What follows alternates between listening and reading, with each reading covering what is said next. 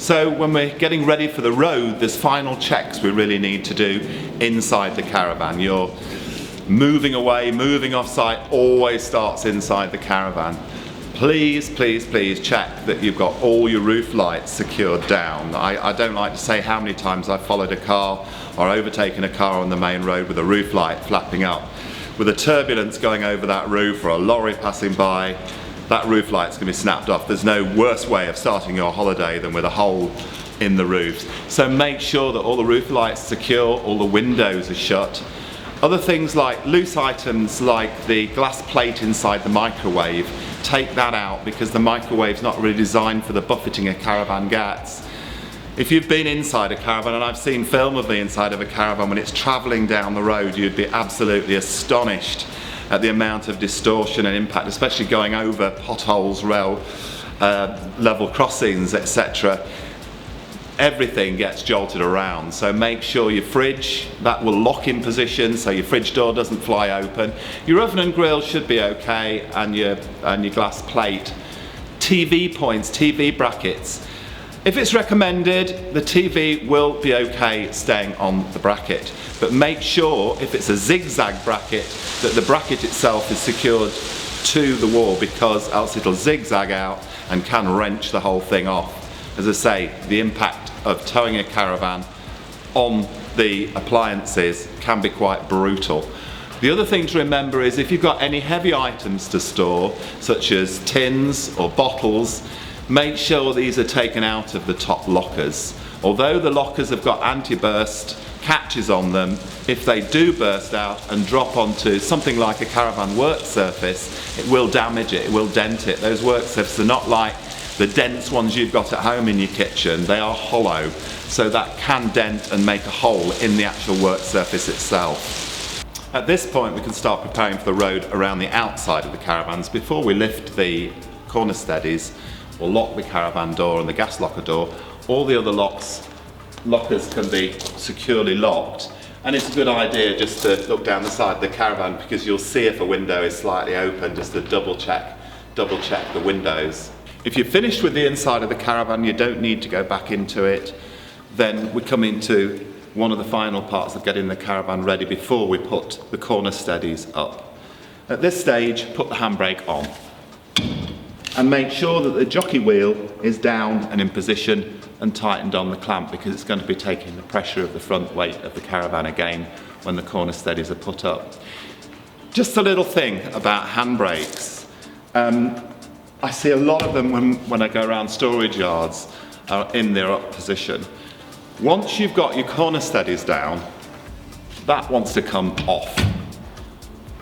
That's operating or putting two caravan brakes, or drum brakes, with, if we're going to put the brake on, the linings are going to be set against the inside of the drums and sit there for weeks on end. It can mean that the brakes stick, so it's always good practice, if your jacks are down or your motor mover is on, which we're going to be talking about in a while, make sure your handbrake's off. But for now, we're going to be putting the jacks up, so the handbrake goes on. One of the most common accessories we fit is a motor mover, and it's really, over the last few years, revolutionised caravanning. It's based on a motor on either side, either wheel. If we take this as being a single axle caravan, this is a power touch demonstration unit which we're going to be using for the purpose of this filming because it's so much easier to see. This motor has to locate onto the tyre. So the first thing, as we said earlier, is we've put the handbrake on the caravan. You've got two different ways of engaging that motor to the tyre. You're either going to use a manual engagement, or we'll show you later an auto engagement. With manual engagement, we're using one of these. This will come with a kit with a manual engaged motor mover. There's a nut on the side here. We place that onto the nut, and we merely move that all the way round until there's a little bit of pressure, clunk. That means that the roller here is engaging, biting into the tyre, which is clearly important. Now with the movers that we fit, there's a comfort bar, which means that will engage both sides at the same time. Obviously, if you've got a twin axle with all-wheel drive, in other words, movers on each of the wheels, then you'll need to do the same procedure for the other axle. Before we do anything, we've got to make sure we've got 12 volt to the actual control unit of the motor mover. This is the red key which we switch into the on position. Now normally this is positioned inside the battery box just behind where the mains plugs in, but it could be positioned just inside the door. What that's doing is switching the unit on. Then obviously we're going to engage the movers. With either the manual or the auto engage motor mover, you get one of these, which is a remote control. Now if we're putting the auto engage motor onto the tyre, it's simply a matter of pressing two of the buttons and moving it forward. That's now being motorised, travelling forward and biting into the tyre. Same principle as we've done just manually, but obviously a lot easier. If you've got a four-wheel drive model, that will do all four motors simultaneously. Now with the motor movers engaged on both sides, we can take the handbrake off. Obviously we don't want to be trying to move the caravan with the handbrake on, and the motor movers are taking the place of the handbrake, so the caravan's not going to roll away. So handbrake off. You've then got one of these, as we've mentioned before, the remote, and you'll notice this one's got a picture of a caravan on, but it's shaped with a boat shape. And that gives you an indication when you're using it, the arrows to press. If you've got this in your hand in front of you, pointing the way it's going to go, we can press an arrow, and off she goes. We can reverse it. Little point here is to make sure the jockey wheel is wound down a bit so it's not binding as it's working against itself. For single axle models, we can actually press one mover in reverse and one mover forward and spin the whole caravan on its axis. Now this will also work with all-wheel drive motor movers if you've got a twin axle caravan, but it's obviously the turning circle with what we call the twin motor mover, which just fits on one of the axles on a twin axle caravan. It will give you a turning circle, but it'll tend to be a much wider turning circle. So if you're wanting to use the caravan and get it in a 90-degree angle and onto your drive, and you're wanting a twin axle caravan, you really will need the all-wheel drive, manual or auto model. One of the main advantages of a motor mover is that you can move the caravan itself to the car when you're hitching up. It moves forward very gently and you can almost move it a millimetre at a time, because what we've got to do is to move this hitch head right over the tow ball of the caravan. Sometimes you may need to lift this by winding it up so it locates. Gently using the motor mover, this is an easy process to move and walk the caravan forward, get it positioned exactly over the tow ball, bullseye position, and then we can disengage the motor mover. So we disengage the motor mover. Remember, when it's disengaged, I would always pull the handbrake on first, disengage the motors, go to your little red key and switch it off. We're finished with the motor mover for now. So now we come to marrying the caravan with the tow vehicle.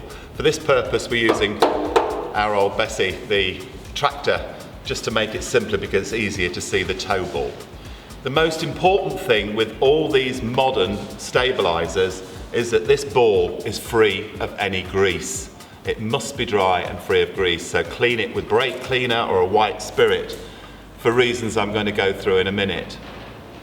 So we've positioned the caravan with the motor mover right over the tow ball, or if you haven't got a motor mover, you've backed your car into this position. This is something that takes a bit of practice, I must admit, and you sometimes need two people, but if you've got that position perfectly underneath this hitch head, it makes things a lot simpler. There are two principal types of stabiliser, and we're going to show you both of them today. This is the Alco, and we'll go through its functions and what it's there for. It makes the head very wide, which we'll also talk about. So there's the Alco, and there's, on the BPW chassis, there's the Winterhoff stabiliser, which we'll also show you outside on one of our used caravans. So to engage this to the car, the first thing we do is pull this big lever forward to its full travel. You'll notice there's a second lever on the Alco here, which should be cocked forward. It will cock forward automatically and click and stay in that position, because then we're using the jockey wheel. So we're simply, with that in position, we're simply winding this down. I'm just pushing it a little bit away from me so it goes right over the ball, and we're winding it over the ball of the caravan. I sometimes give it a little bit of a wiggle as well. Now the lever's automatically clicked off, which means, in effect, the ball is in the socket. You've got a ball and socket, the ball's in the socket. So what does this bit do? This bit's the stabiliser bit. This bit's the bit that when we arm it, just get this wire out the way. Gosh, that's stiff in there. Get the wire out the way. When we push that down into its full position like that, they're called Frodo pads, pressure pads, made of the same sort of material as brake linings. What they're doing is with the pressure of that coming down, they're biting onto the ball. And when they bite onto that ball, that restricts that movement from side to side and the pitching movement as well, and makes your toe a lot more comfortable. While we're in this position, we may as well show you how to disengage, because as soon as you get on site, that's the first thing you're going to have to do, and if you don't do it right, it can be quite frustrating. So it is a reversal of what we've just shown you with engaging it. We lift this lever up. Now sometimes, as I'm finding, it's going to be a bit stiff there, because now you've disengaged those balls that are biting into the toe ball completely. We do exactly the reverse again. We lift this lever up. We sometimes have to lift that up while we're turning the handle, and away she comes, nice and easily. When we've had a look at the Winterhoff hitch head, we will go through some troubleshooting with this, because there are problems you can have with it, but in principle, that's the same. This is the other built-in stabiliser on one of our second-hand units, the Winterhoff, which, as I say, you'll get predominantly with BPW chassis. Eldest used BPW chassis for many years, so there's quite a good chance that if you're buying a second van from us, you'll get one of these hitches. Although the principle's the same, it's doing the same thing, hitching on and coming off and disengaging is slightly different. So we've still got the ball right over the hitch head, and we lower this. You have to bring the tractor forward a little bit, lower it onto the ball, and then there's going to be an action there. See that movement? That means the ball has now rested right into the socket, as with the Alco. And all we do then principally is put that, exactly like the Alco, into the down position. Really important when you're taking these off that you do this in a position else you'll be struggling for a long time, and that is to lift that off, then snatch it up and forward. With that, you can hold it with your hand while you're using the jockey wheel, lift it off, and it should lift off easily. As I say, sometimes I give it a little wiggle because it's a very tight joint between the ball and the socket. And that's it. Now we've shown you how to hitch this on and take it off the car. I just want to talk about two troubleshooting things, just to make life a lot easier. Often with this unit, people don't realise if they've got what type of toe ball they've got. There are 3 or 4 principal ways that the car will have a toe ball on it. Either it'll be a detachable or a swan neck that comes out from underneath the car. In these cases, you're fine. Where we do have problems is with people who have a bolt-on ball, similar to this, where there's 2 bolts, just bolting that to the back tow bar. Now in these cases, there often isn't enough room between the ball and the back of the car. This is quite a wide bull nose, much wider than a normal hitch, which means if the caravan's turning, going around a corner or whatever and turning to the car, it can bind on the back of the car. If you're having a tow bar fitted, please ask for one of these. This is an Alco tow ball. It's actually made for the job if you're having a bolt-on one, because the space between that fascia and the ball, the centre of the ball, is further away from the car. You can get away with having a spacer plate, but you will need longer high tensile bolts in this case. The other major problem we've had, and it does happen quite a lot, although we show customers how to disengage this, is when they get on site, quite often you're going to back your caravan on your drive at home, or you're going to back your caravan onto a grassy pitch. When you back a caravan, these bellows contract. I can't physically push this in, I haven't got the strength, but if I had the strength, if I was Mr. Universe, I would be able to push that in and show you that retracting. What's happening is that's pushing in to apply the brakes. When we're driving along on an open road, caravans here, cars here, if the car brakes, the weight of the caravan is going to push it forward towards the car. That's going to collapse this and put the brakes on the caravan. Now, brakes are spring loaded, which means that when we go into reverse, they shouldn't engage, they'll click and come off to let you reverse the caravan. But as you're reversing it, you will collapse this. So, picture the scene. You've backed your caravan onto the pitch, this is collapsed, you put the handbrake on the car, you put the handbrake on the caravan. We've suddenly got two immovable objects. But this hitch head damper in here is trying desperately to push back out.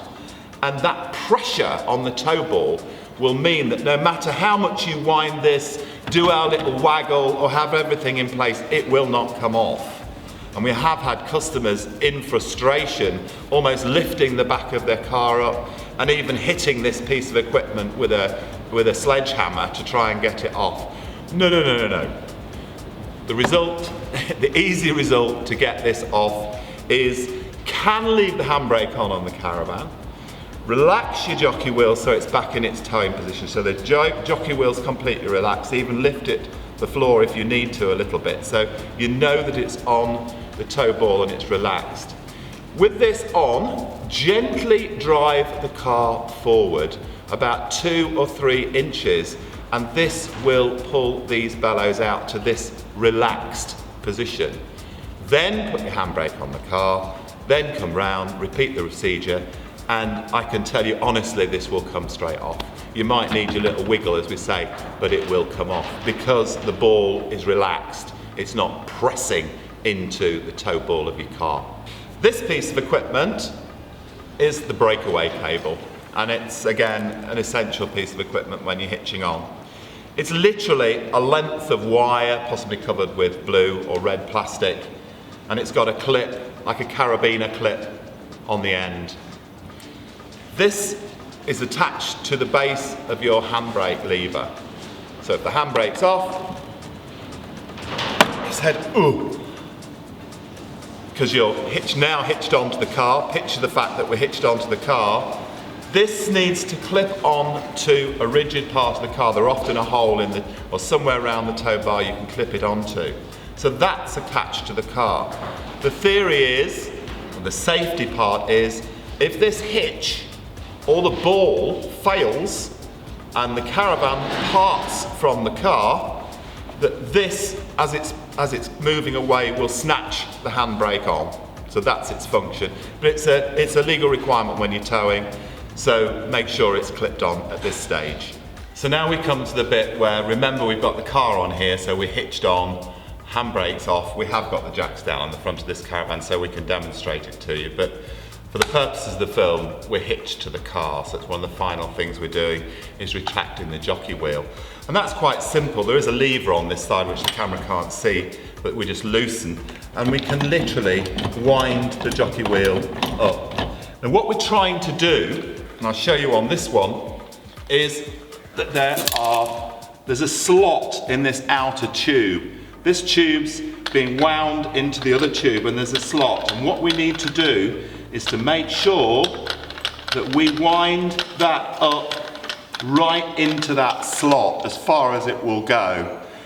The reason for that is when it's in its travel position, like that, underneath the caravan or up in the A-frame of the caravan, this unit can't spin. If it catches the wind, I've known jockey wheels spin and retract as you're driving along.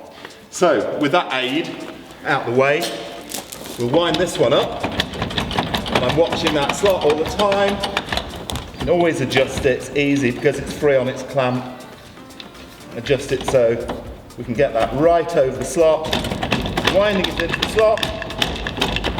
When that's done, because we've undone the clamp, this is free, we can bring that up as far as it'll go inside the A-frame and then tighten the clamp. Don't over tighten these, but they want to be nipped up. That's not going to go anywhere now. When I actually lifted that, you've got to make sure the wheel is in its pocket right against the chassis. There is a handbrake cable that runs along here, and if that's binding on the handbrake cable, it can burn your brakes out because it's literally making the brakes operate slightly if it's binding with it. So make sure that's nice and free of the handbrake cable, it's up in its position and it's tightened off. Right, the final thing we've got to do is connect the caravans to the car electrics. Now clearly the plug on the back of your car replicates all the road lights that are on the back of the car on the back of the caravan. So let's just quickly go through that because there's a lot of myths and legends about this. The modern caravans, have a 13-pin plug like this, which is quite a chunky bit of kit. So if you're having a tow bar fitted, make sure the technician puts a 13-pin socket on. He should do, because we've been with 13-pin sockets now for several years. This will plug in and twist and turn straight, turn the power from your car to the caravan. The first thing you'll notice with this particular caravan is a growling sound, which is a bit off-putting, but it's doing a job. What's happening is that this caravan, as most of the luxury caravans have now, has got electric braking. In other words, it's got a system which is armed by electricity which will put your brakes, and if you get into a snake or a wag, it's called snaking, what it does is it puts the brakes on almost independently and brings you out of that snake. So if your system, like with Alco it's ATC, active trailer control, will have a little green light on the A-frame as well. So when you plug this in, not only will it growl, that light will light up just to say that yes, that's engaged. You may find that this is trailing on the floor, so there is a little bit of science in positioning it so that you can get it in so that this bit doesn't trail on the floor.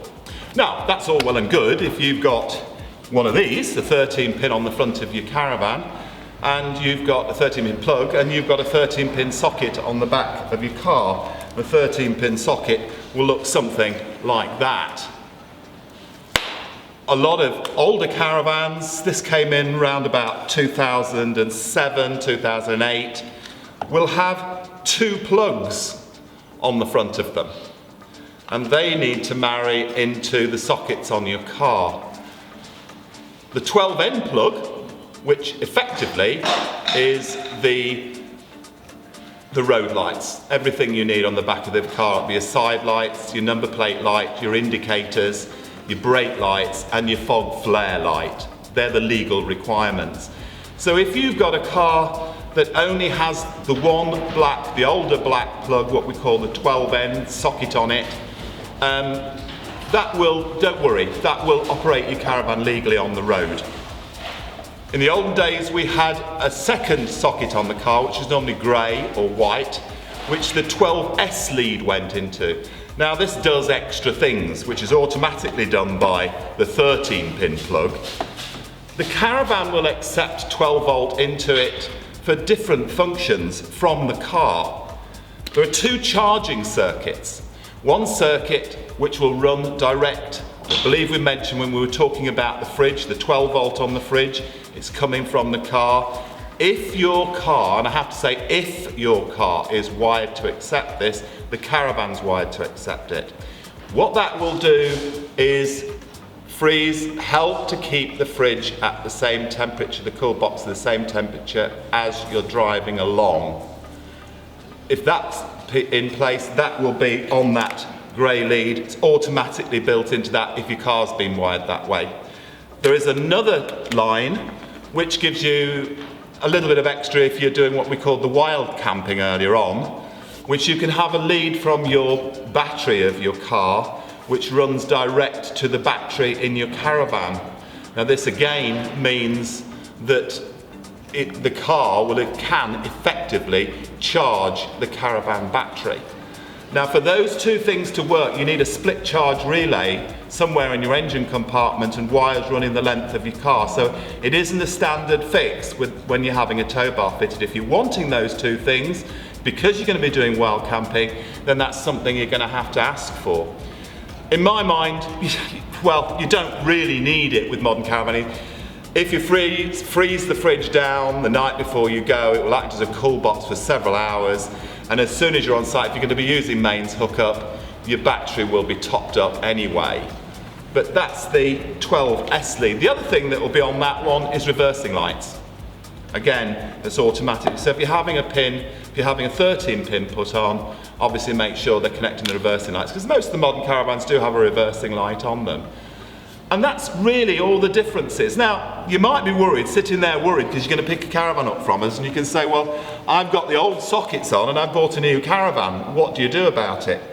We have these in the shop, which can adapt you. This one, for instance, if you've got the old 12N, 12S lead on the back of your car, to save you some money, that goes into there and that goes into your car. If it's the other way round and you're buying an older caravan with that on the front and you've got a car with a 13 pin socket, then we can do it the other way round. We have all the adapters in the shop to get you on the road safely and your lights working.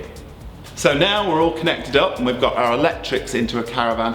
One principal main thing you have to do every time before you tow away, and that is check the road lights. Indicators, side lights, brake flare, all should be working to be legal on the road. That's the first check that you need to do. So now we're finished with the motor mover and all the other bits and pieces we've used. You can lock the battery box and lock the front gas locker. I would warn you that the gas locker is not a watertight area, and so it's not a good idea. Certain tools you can put in there, but it's not a good idea to keep electrical devices like your motor mover remote in there. So that's why we've left the locking of the main door till last, because there's going to be one or two bits you need to put in there.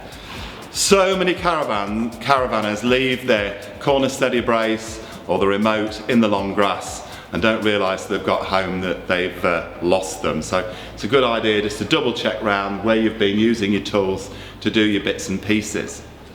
We'll come to the tyres now, because there's another tool involved with that. We check your tyres. We also check that the tyres are the right age, because tyres that are between 5 and 7 years old flag up that they need replacing. If you've bought a used caravan from us, we will have replaced your tyres as a principal thing, and you'll see that on your progress bill and invoice. We don't charge you for it, it's all built into the price. What the technician will do before you set off for the road is he will torque your wheel nuts and obviously tell you what the tyre pressures are. It's really important to have the wheel nuts torqued as regularly as possible, especially if the wheels have been off, and it's not a bad idea to carry a torque wrench as part of your kit. So with the caravan all locked up and your keys in your pocket, we turn to the car. You do need an extension, what's called a towing mirror, on each of your overtaking mirrors. It's a legal requirement to have them on both, and it does give you that extra vision to take away that blind spot when you're towing. So this is the time to fit them. Again, they're available in the shop. We've got mirrors to fit all the different overtaking mirrors on vehicles. So there's always somebody on hand on the yard to help you fit your mirrors, but we'll make sure they're fitted and you've got them set up and ready for the road. And so, with all the paperwork complete, you're behind the wheel of your car, you've got a caravan behind you. If it's the first time you've towed, It's going to feel strange, but believe you me, you'll soon get used to it. They say that towing makes a good driver better, but it makes a poor driver worse. 2 or 3 little tips. As you go out of our yard, you're going through a set of gates. Aim for the middle. The caravan, wherever your car goes through, the caravan will go through as well. Think about when you're turning, swan necking, letting the rear of the car, where the tow ball is, getting through the gap before you start your turn. This is called swan necking. We wouldn't normally do it with normal driving, but with towing, it gives you allowance so that the caravan almost follows in the tracks of the tow vehicle. Speed limits, you've got to be aware that it's 10 miles per hour less than the normal legal speed limits. And believe you me, whipping along at 50 miles an hour, the worst thing you can do when you start towing and getting used to it is to forget it's on the back. And I know I've been in a situation where you're driving along as you normally do, and you get to a position where you suddenly look in the reversing mirror and you say, oh, what's that? You will jump. It will happen to you, I can guarantee it. But that's the part of learning. You'll get so used to it, you'll forget the things on the back end of the car. Coming out of junctions, make sure you give yourself a little bit more time. Remember, you're nearly 3 times as long as the vehicle itself. So coming out of junctions, going onto roundabouts, this sort of thing, just give yourself a little bit more time. You're on holiday, take your time and enjoy it.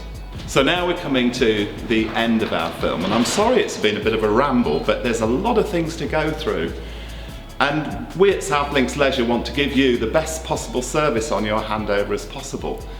By watching this film, most of the things you're going to be dealing with on the day, you've already got an insight into. As we say, the caravan will be set up as if it's on holiday, as if it's on the holiday pitch, with the water, 12 volt and mains attached to it.